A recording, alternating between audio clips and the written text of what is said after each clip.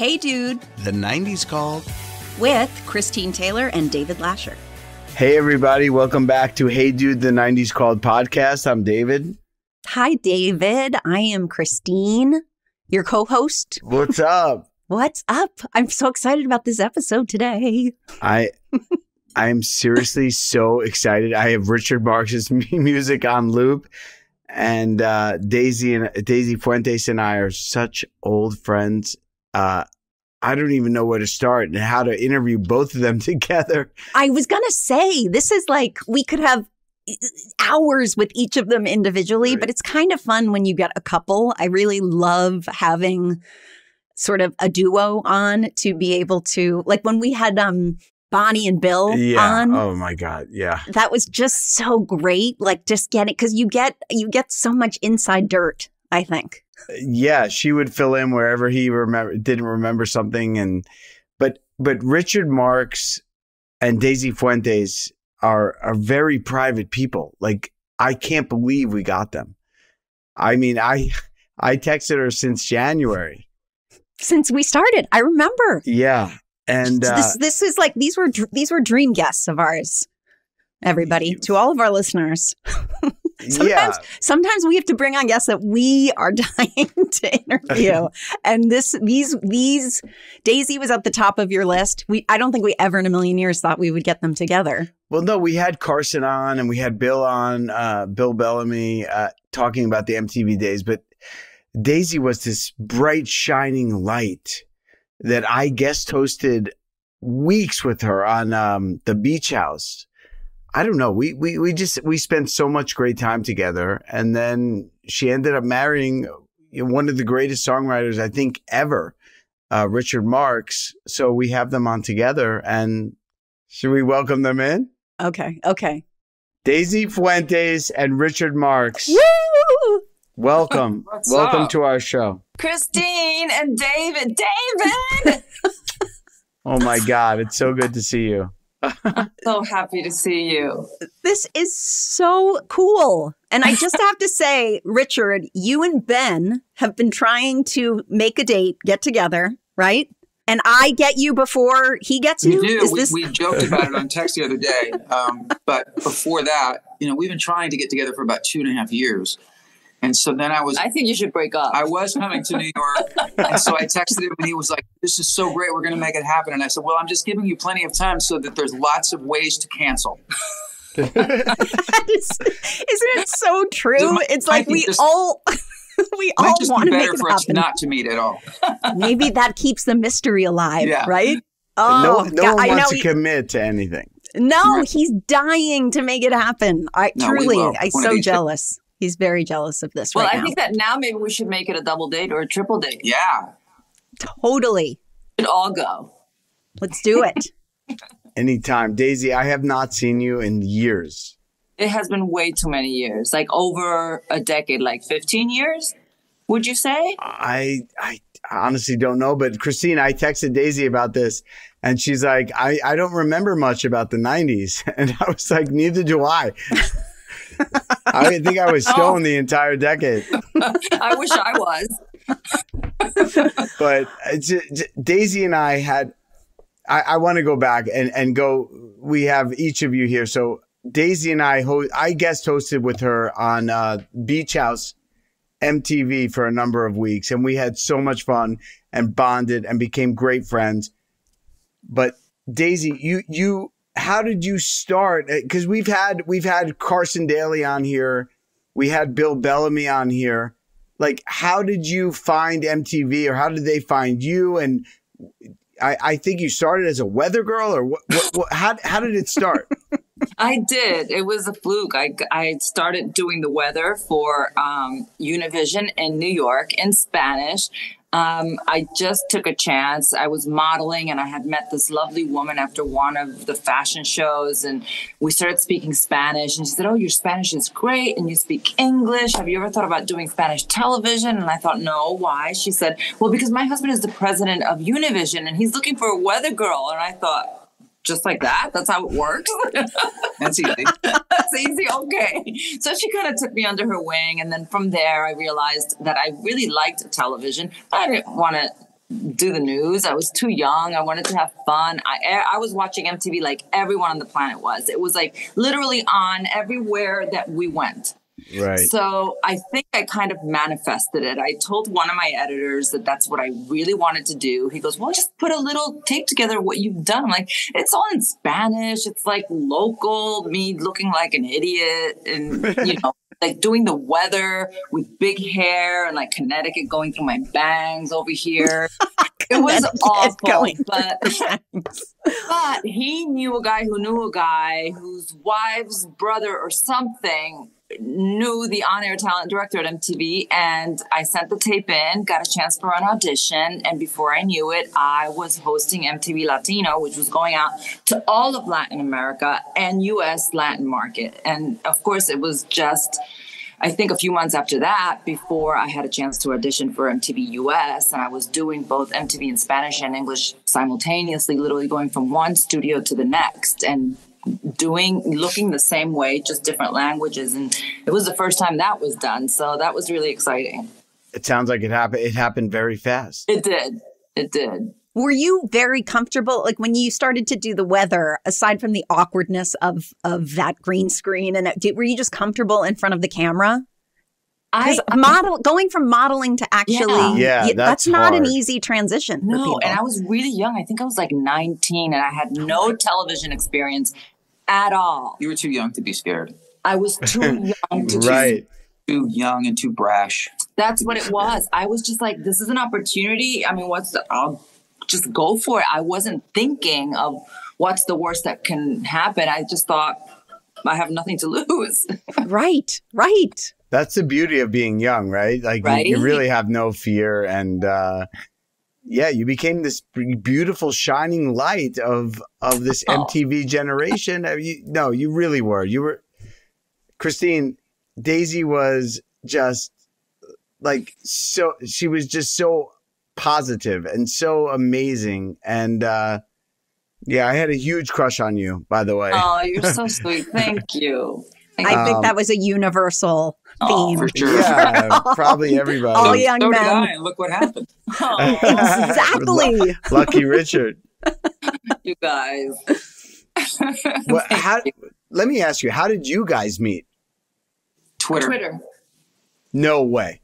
Which means that Ben and I could conceivably get together and get married. I was just going to say that. The bromance started on Twitter too. So that is where it all happens. Are you serious? Yeah, we were both following, unbeknownst to us, but we were both following Martha Quinn, who was one of the original MTV VJs. Of course. Oh, yeah. And Martha and I would get into these fun back and forths, these threads and this banter sometimes every once in a while.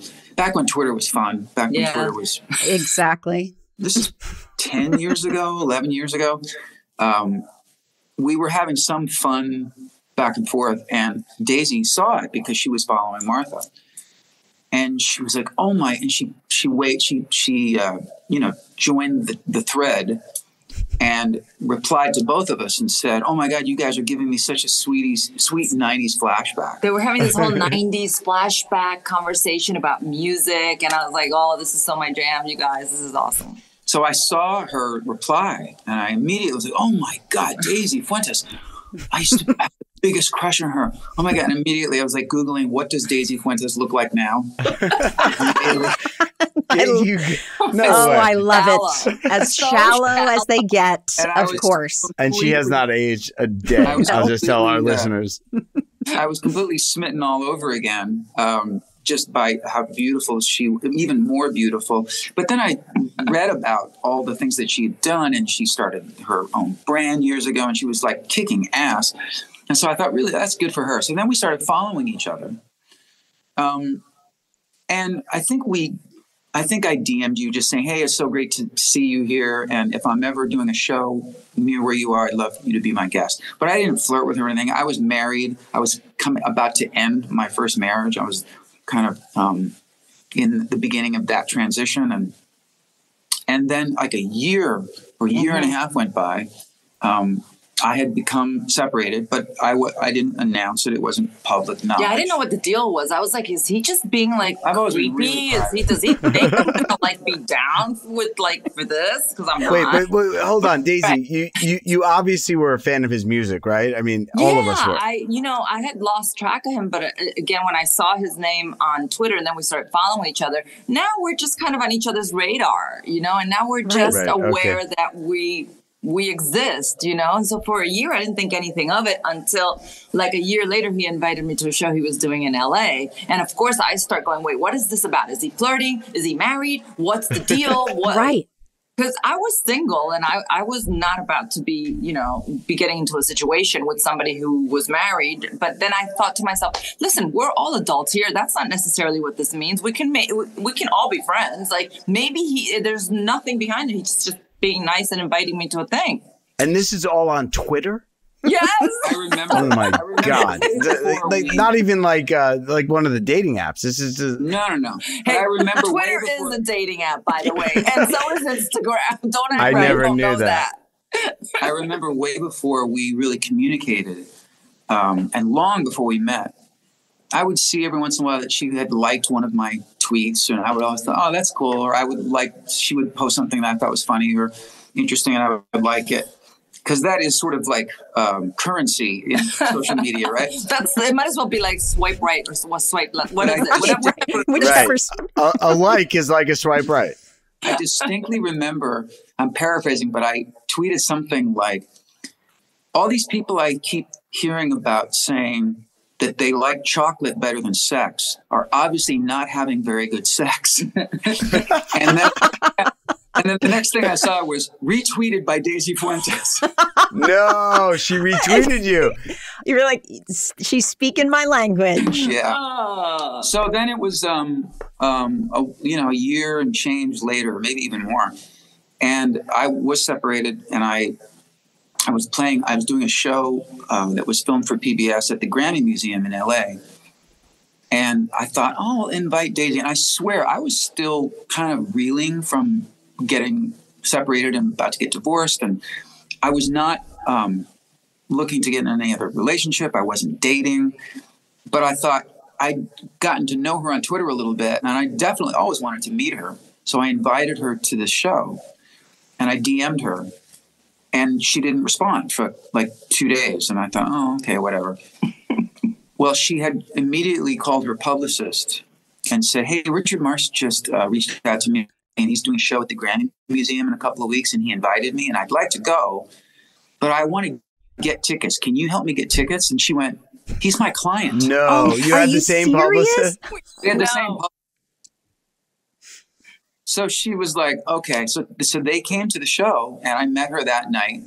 There's actually a picture of us meeting. Yeah, there was some Getty photographer. Then the minute we said hello, it was just like they just asked us for a picture. Literally, like the second that we said hello. So we have that pretty forever. Cool. Yeah, so cool. And then a few weeks later, I was still living in Chicago at the time, and then I was in the process of moving back to LA. And then a few weeks later, I came back into town and asked her out to dinner, and we had a 3.5-hour epic dinner.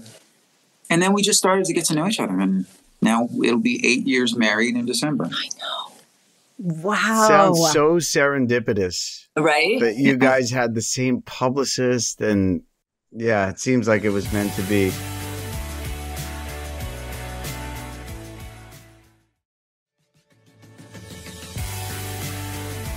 I know you guys are very private people, so we really appreciate you coming on here and telling your stories.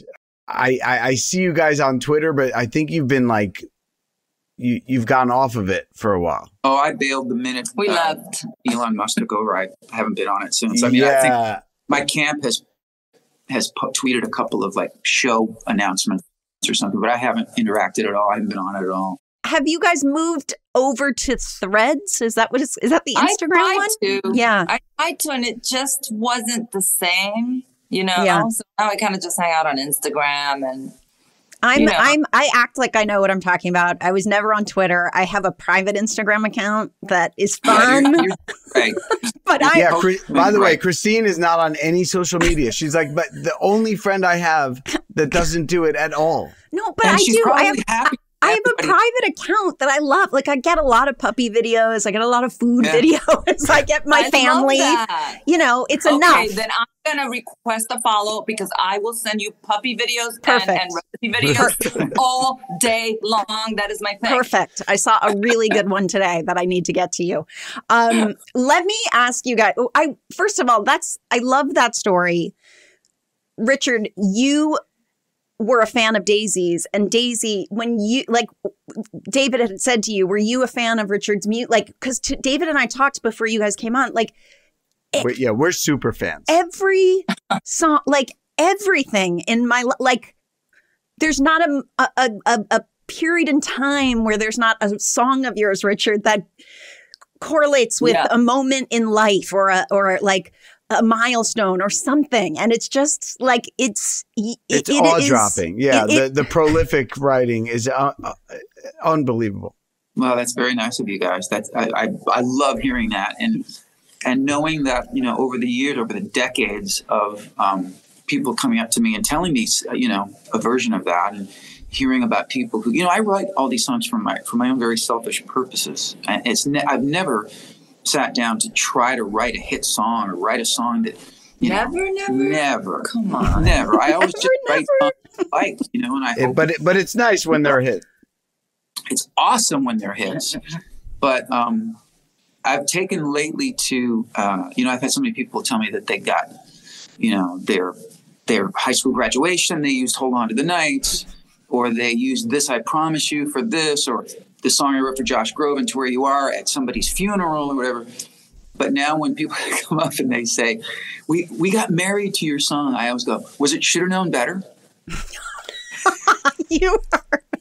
I want to talk about, there's no way to go through your whole catalog, but I want to talk about, no, I want to talk about my favorite song of yours, "It Don't Mean Nothing." And a friend of mine the other day, when I told him we were going to interview you, said, you know, Joe Walsh plays lead guitar on that. And then I re-listened to it and I'm like, oh yeah, of course that's Joe Walsh. How did I not fucking ever know that? But it's a cautionary tale about moving to LA. And when I moved to LA, I read the book Less Than Zero twice. Yeah. And I really heard your words on the lyrics in that song. Don't trust anybody. Everyone's full of shit. Don't do drugs. And when you're trying to make a living, there's no pride to like fucking take the money.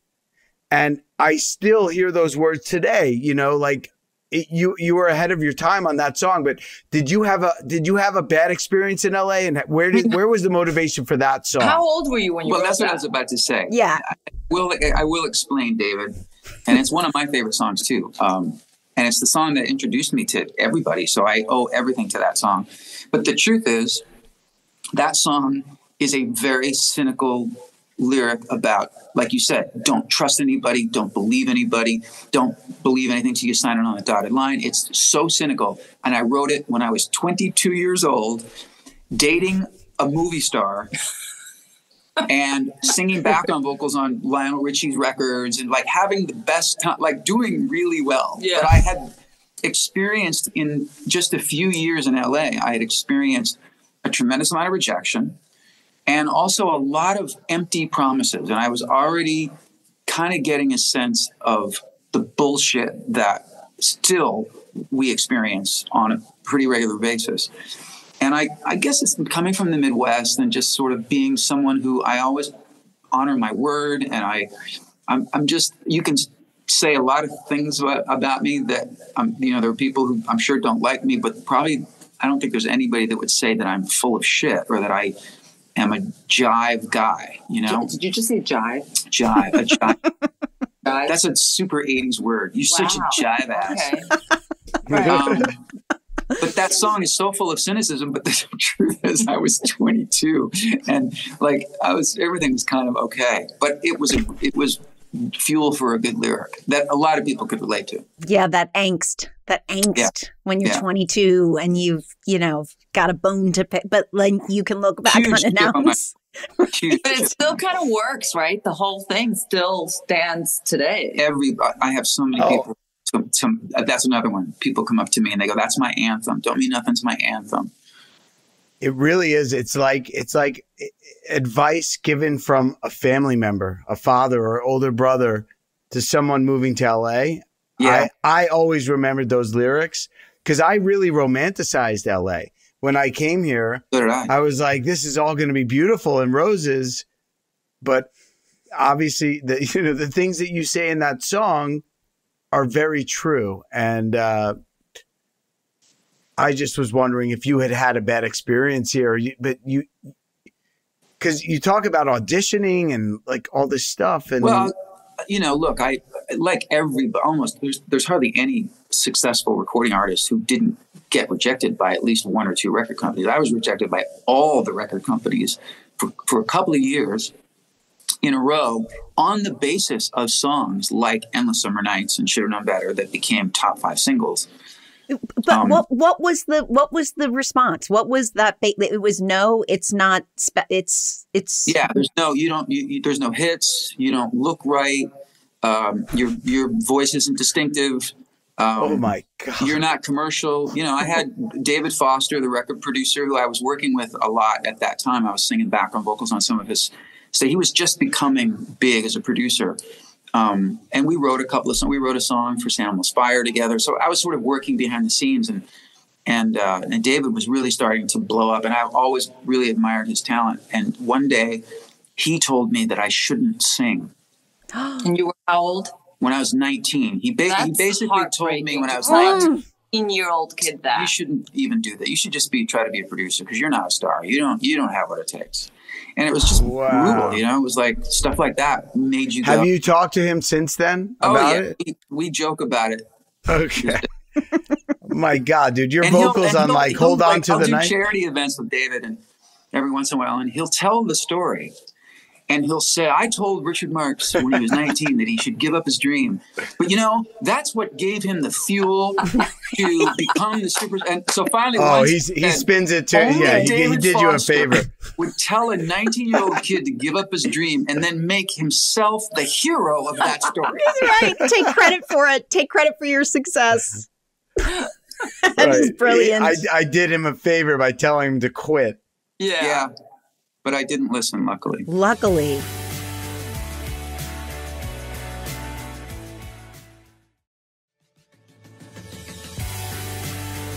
Let's talk to both of you about your hair. 80s and 90s hair, both of you. Who wins the prize for bigger hair? Oh my God, if we had kids, there would be like Chia Pets or Cousin.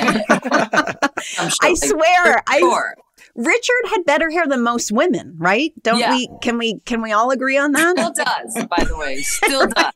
No, his hair is great right now. But yeah, your hair kind of talk about like having a look for the moment. Like that really tragic. No, that was. But was it a mullet? Can we call it a mullet or no? Oh, full on. Oh yeah, it was a fluffy mullet. But it was a fluffy It was very mullet. fluffy. Yeah. It wasn't. There was a brief period where it was a technical mullet, like a classic Bono mullet or a Billy Ray Cyrus mullet. I had it briefly there where it was really super short on the sides, and but then it just sort of became this poofy, helmety, feathered, like almost feathered. Oh, feathered. God, love feathered. I was from Jersey. So, in the late 80s, early 90s in Jersey, like I think that's where the ozone layer started to break, was right above Jersey. Right above your head. No, right above the mall. I was in Pennsylvania, so I was one state over, and we were getting it. We were getting the Jersey. I had all of it. The spillover. Perpetually tan. When we look at our pictures from that time, I was like, if we got together ever at that time, our hair would not even fit in a car. No. Like it was ridiculous. But yeah, it was very similar. Oh, I love it.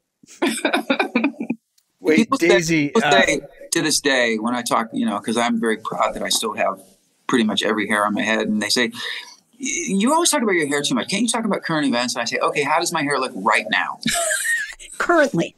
Your hair looks fantastic right now. It's like short, but a little spiky. Thank you, bro. Like you're 20 years old. Both of you still have incredible hair too. So, man, you're doing it all right. Oh, thank you. Thank you. Oh, goodness. Wait, I'm going to go back to Daisy, but then back to Richard about the NSYNC music. But Daisy, how did you go into becoming an entrepreneur and a businesswoman? And like your brands are amazing. And how did you pivot into that world? It was, again, an opportunity that came my way. And I'm very big on jumping on an opportunity when it's presented to you, not overthinking it too much if it makes sense for you. And for me, it made sense at the time. It was the very beginning of licensing and branding. So back in 2004, none of us really knew what branding was. Right. And licensing and what that was all about. So I had an opportunity to do licensing for a small sportswear line. And I just thought, well, I just came off of doing House of Style at MTV. I really do feel like I have a little bit of the inside scoop on fashion. I knew a lot of fashion designers and stylists, and I was into it. I loved it. So I thought, well, I'm already doing this in the form of modeling for other people. Why not? There's nothing wrong with doing it for myself. Let me give it a shot and see. And I thought it was going to become a little fashion side hobby. It was at the time that a lot of actors and a lot of musicians and a lot of models were turning down these types of opportunities because they I remember. Yes, I remember people. Their lane. It was sort of frowned upon. People remember when big actors would only do commercials in other countries. Right. Yeah. They didn't want them shown in the States. It was really like Richard's lyrics. When you're trying to make a living, there's no such thing as pride. That is true. You just go for it. That's Take the money. true. And I didn't even see it as selling out or as doing. No, it's not. That would ruin my career. I just thought, this is what I do. I'm a model. I sell products for other people. This sounds interesting. I'm not sure what it is, but it's an opportunity to expand in what I'm doing and to make a little extra money.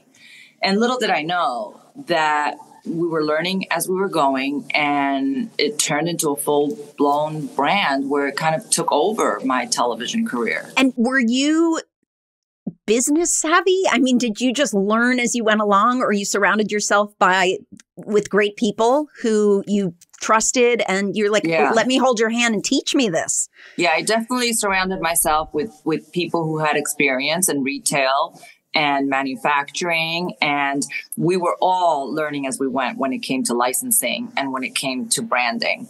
It was the wild, wild west. So we did just learn as we go. Amazing.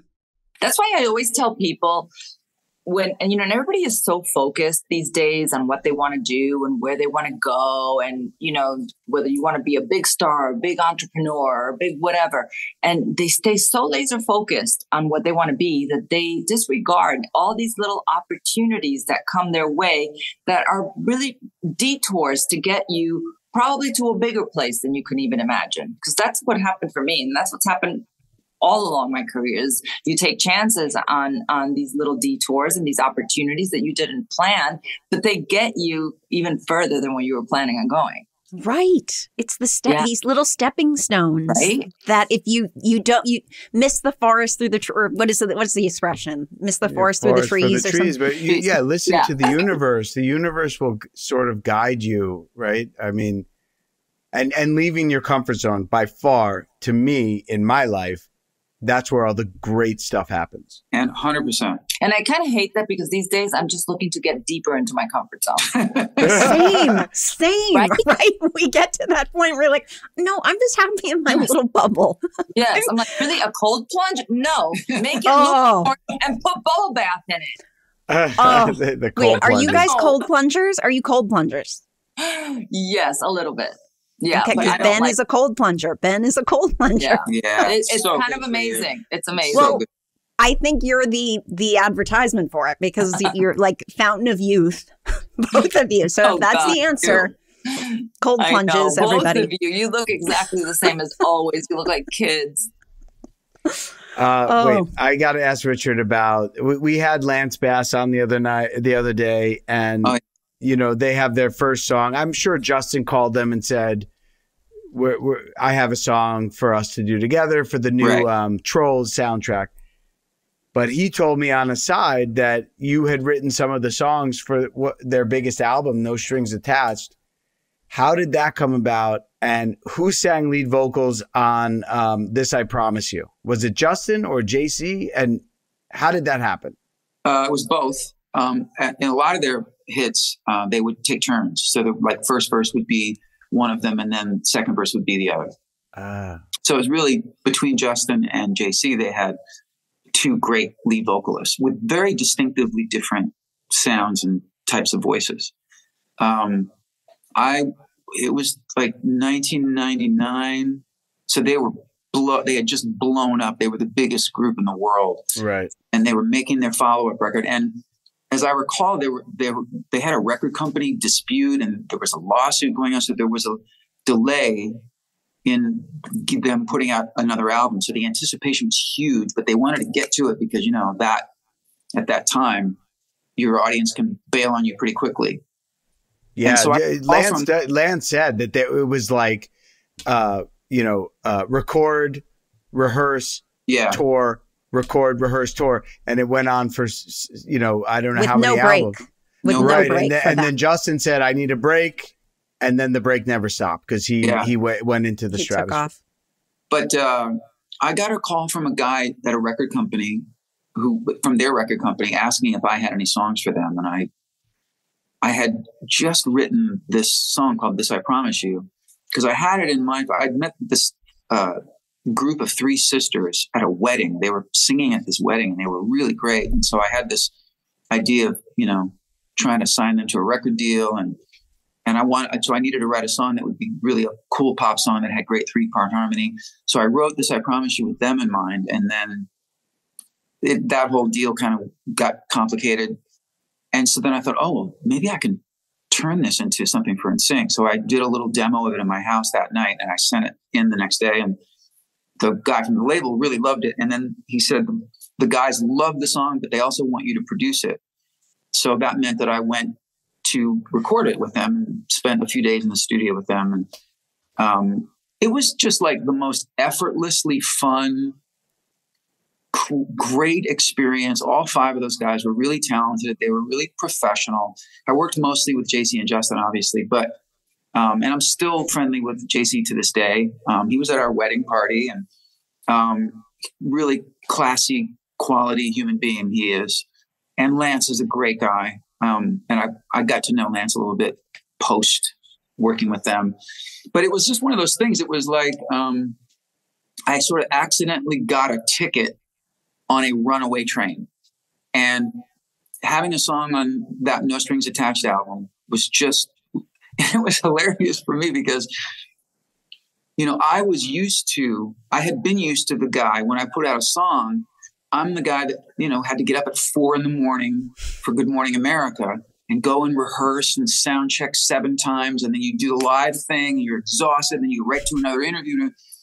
And I would be seeing NSYNC promoting my song while I'm home having breakfast and having coffee. They're doing all the hard work and I'm just collecting the tracks. It is a great song. It's honestly one of my favorite ballads ever written. But so when you wrote that song, did you feel like regret giving it to someone else to sing because you were so successful doing your own music? How was that, writing something and then giving it away to someone else? Well, number one, I'd always done that. I started out as a songwriter for other people. So I wrote hits for other artists like Kenny Rogers, and I wrote songs for Chicago and Philip Bailey and a handful of different people before I even had a record deal. And then when I started having my own hits, I never stopped doing that. So I think it was a year after I had my first hit album, I wrote and produced a song for an all-girl heavy metal band called Dixon. And that was a hit. And a song called Edge of a Broken Heart. And then I wrote a song for Poco 2 years later, and that was a hit. And so I never really, I always knew as I was writing a song, I'm going to keep this one for me. But then by the time the NSYNC thing happened, my run at radio as a hit maker, as an artist, had its 10 years, and I was not really getting played on the radio anymore. In fact, very few of the white male singer-songwriters of that time, it had really shifted to more R&B artists and dance grunge, artists, stuff right? like that. Yeah. So me and Bryan Adams and Michael Bolton and Phil Collins, we were sort of not on pop radio anymore. But I just was like, oh, that's fine. I'll write songs for other people. And then the NSYNC thing was just massive. It was a massively huge song that still, gets played a lot today, which is great. Still, yeah, it's huge. It's such a beautiful song. I love the lyrics. I give you my heart. I give you my word. This is a battle we've won. You two obviously are in that space. Like, I love you forever. You can trust me forever. And we don't have to worry about that anymore, which is probably what most people, get broken up over. Yeah. You guys, it's funny you say that because, and this is just one example. That's an example. This, I promise you, is an example. But there's this song that I wrote when I was 18 with an amazingly gifted composer and orchestrator. He just left us a couple of years ago in his 90s, and his name was Jeremy Lubbock. He was a British arranger, conductor, but he also wrote some songs. He wrote a song for Al Jarreau, and I met him when I was 18, and I just moved to LA, and we wrote a song together called "The Best of Me." And this song has been recorded by Olivia Newton-John, Barry Manilow, Cliff Richard had a hit Wait, with it. was that a David? Did Olivia Newton-John and David Foster do that song? I know that song. I like that. David Foster, who told you shouldn't have been a singer. Oh no! That song was like in the 80s. So, I still love that song. I have it on mixes. That's great because it wasn't ever really a hit here in America. But I love that you know that song. But yes, I just did a concert in Nashville a few months ago with the Nashville Symphony. And I wanted to do that song, even though I've never recorded it on an album or anything like that. But I had Jeremy's original string arrangement, so we used that with the Nashville Symphony. And Daisy was in the audience, as she usually is. And I was introducing the song and talking about my friendship with Jeremy and that I wrote the song when I was 18. And then I said, I actually realized that I wrote this song about Daisy 31 years before I met her. It's amazing. And wait, what's the name of the song? The Best of Me. The Best of Me. You were my one more chance I never thought I'd find. I'm getting goosebumps. I'm writing this down right now. In my mind, no one will ever touch me more, and I only hope that in return, I might have saved the best of me for you. Oh my gosh. So I'm going to cry. I'm going to cry. And I just love this song more than anything. But we did it, and I started fucking crying in the, show. I know. I was dying. It was like one of those like movie moments. It was like my inside voice was like, pull it together, man. My inside voice. Wait, can we hear that version, or was that was that recorded? We can? Yeah, you know what? Daisy can send it to you. We snuck a little recording because they don't like to do that. I recorded the whole thing. We can send you the audio. I'll send it to you. I would love to hear that. Oh, honestly, Daisy, I listen. Musicians get the hottest, best girls, and you must have been in love with his. I mean, Richard's a poet. I was just listening to a song about your father that literally made me cry right before we got on here. I think you won a Grammy for it. Oh, yeah. Dancing with My Father. Dancing with My Father. Christine, have you heard this song? No. Oh, my God. I mean, my dad passed away in 2006. Huge. And I was literally crying before I got on this podcast. Well, Dancing with My Father, I wrote with Luther Vandross. It was the last song he ever wrote. Oh, my God. Is that true? Yeah. It was the last song. We were great friends, and we'd written several songs together. And he and I wrote Dance with My Father. And when he finished recording it, 10 days later, he had a stroke, and ultimately about a year later, he passed. But he lived to see us win the Grammy for Song of the Year that year for that song. So I'm really proud of that one. Yeah, Christine, you have to listen I'm to that going song. to. I was literally in tears, wiping with tissues before we got on here. I'm sure I know it. I'm terrible sometimes with titles, with song titles. He'll sing it at his shows, and I look out into the audience, and everyone is singing. Barely I'm sure a I know dry it. eye when he sings that song. It's heavy, but it's beautiful. And wait, Richard, are you still touring? Are you doing shows? I'm always touring. And it's not so much, I mean, I use the word touring, but they're not really tours anymore, because what I associate that word with is like, back when we would make an album and you go out and tour to support the album. Now I just do shows. I just do shows all year long, year after year. I do mostly the greatest hits, and I always throw in a couple of new songs. I do sometimes songs that I wrote with other people or for other people. And that's part of our life. We just travel. I travel with him a lot, especially when he goes to play all over the places world. And, it's great. And you, I'm sure, can sort of cultivate where you want to go and what shows you want, right? Like, isn't that the best? He can't so much, but I can. You can. Yeah, like Daisy, when I was like, Paris, check.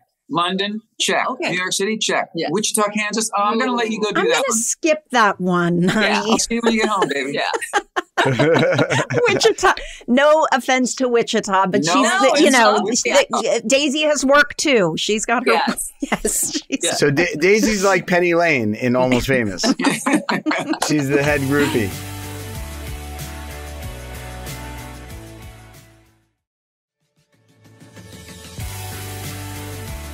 And how about your kids, Richard? Is everybody musical in your family? Oh, your kids are musicians. I want to hear about that collaboration. Oh my God, his boys are incredible. Well, we just, just a week ago put out a new song.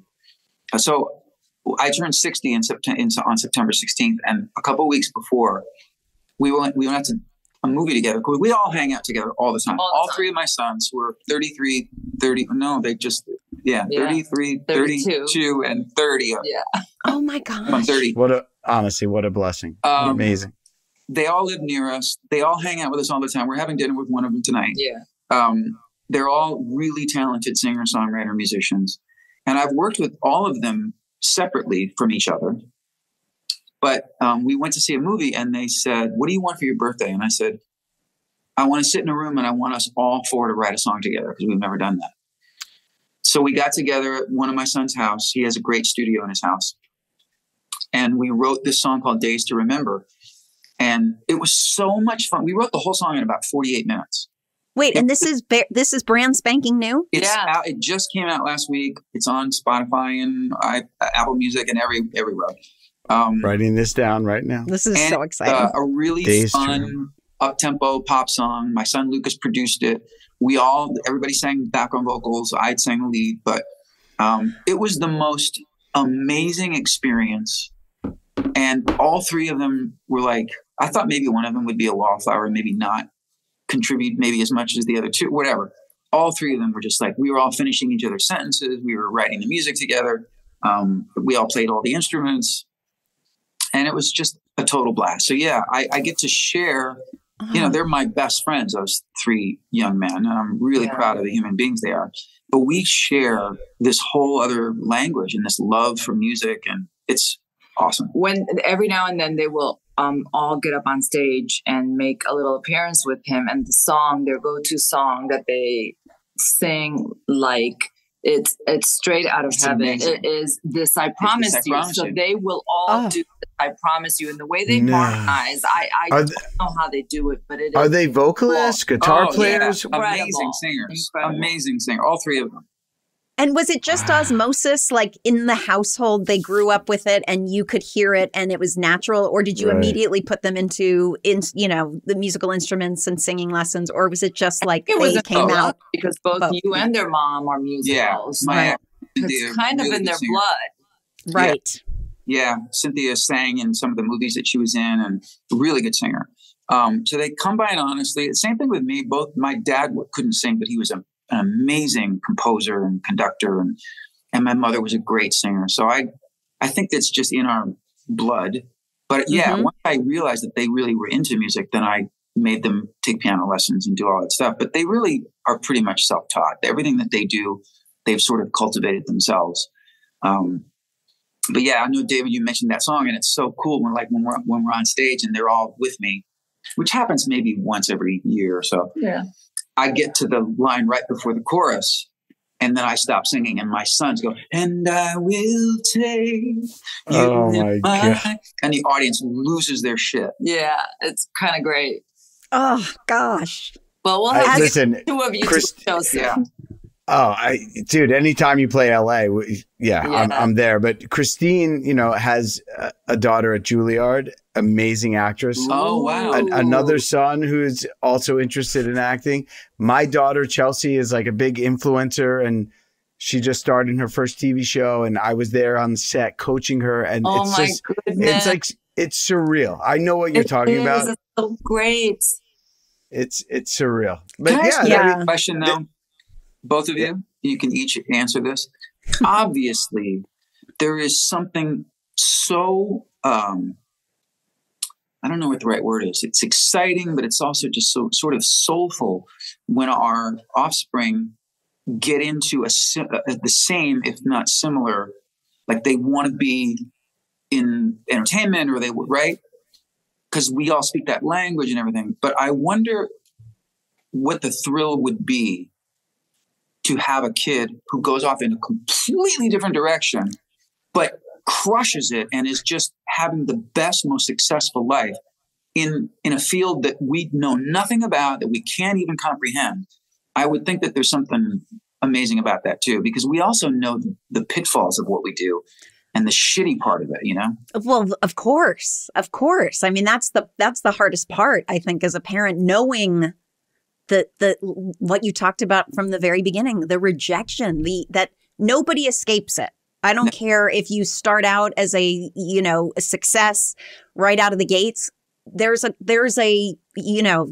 hills and valleys, and nobody sustains. There's disappointment and rejection at some point of it. And as a parent, you want them to be, I talk about this all the time. I want to keep them in the bubble. I want to just protect them from everything. That doesn't work. They need to feel the pain. They need to feel it all. But yeah, I think you're right. We've always joked because there are no, like, the math science gene in this artistic family kind of like just missed all of us. There's no math.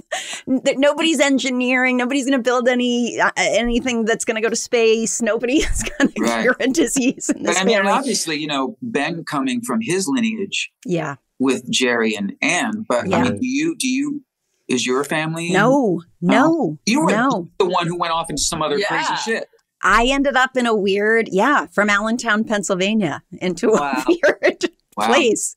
And I had parents, at least, that were sort of, Daisy, what you said is sort of like, why not? What has she got to lose? Like, they had no clue. And it's that thing where it was just, I had parents that were willing to say yes, that were willing to say, why not? Yeah. And that's the best thing you can do as a parent. Whatever your kid's interested in, you support that. For sure. I have a daughter, Hannah, who is a business major at Tulane University in her junior year. She just got a huge job at a financial firm, a very prestigious financial firm. And it was as exciting to me as when Chelsea was on set starring in her show. Yeah. To me, it was like, this is Hannah doing her thing. She's brilliant at math and economics. And like, Richard, what you're saying is so true. Wherever your kid finds their calling, as long as they're happy and they're doing where their talent lies, it's so beautiful. Yeah. Yeah. I'm in awe of how our kids just, like, it's that thing of they're so little for so long, and then now they're out in the world, and it's just a little bit crazy. Yeah. Being on stage with your kids has to be something otherworldly. They just did, like maybe 8 months ago, they did the Kelly Clarkson show with me. They sang with me on the Kelly Clarkson show. All three of my sons. Oh my God. That's just terrific. Yeah. I can't wait to hear this song. Are you playing LA anytime soon? Not LA proper that I know of, probably till next year. I'm playing next weekend, actually. I'm playing a little ways out. I'm playing Lancaster and Cerritos, but not in LA proper. What about New York? New York will be next year too. All right. What about Wichita? Now that's What about Allentown? Yo, Daisy, I love you. I miss you. I'm so happy to see you. I'm so happy for you that you got this beautiful family and that you introduced me to Christine and we're doing this and let's stay in touch, please. Oh, this was, I mean, I wish we could have a full another hour. This was such a treat. This is like, we're going to hang up, and David and I know we're both going to separately like go into Spotify and iTunes and just be like cranking your music all night, listening to the new song. David's going to listen to The Best of Me. Daisy's going to send us that version of it. Yep. Yes. Oh, yeah. Right? And you know what? When you guys are in LA and Christine's in LA, let's the six of us. Yeah, that'd be great. Yeah. Sure. Yeah, we're going to get Ben involved in this for sure. I love that. This was such a treat. Thank you so much. Thanks for having us. So fun. Love you both so much. See ya. Take care. Bye, guys. Oh my gosh, David. I'm going to be floating for the rest of the night. I'm so excited. That was really amazing. They are adorable together. I mean, they're aside from just being like gorgeous to look at, and they are, let me tell you, listeners, they are. They both look amazing.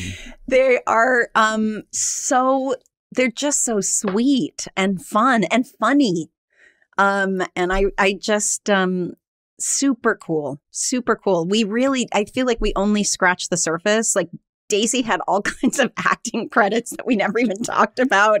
It's hard to interview two people at the same time, right? Like I didn't know what to. I tried to go back and forth, but it was, to me, it's just it's more about when you get a couple like that, the dynamic and hearing them talk about each other and how they knew each other because they were both so iconic in their own right, and how they knew of each other. And they met on Twitter. I mean, how cool is that? They followed the same person.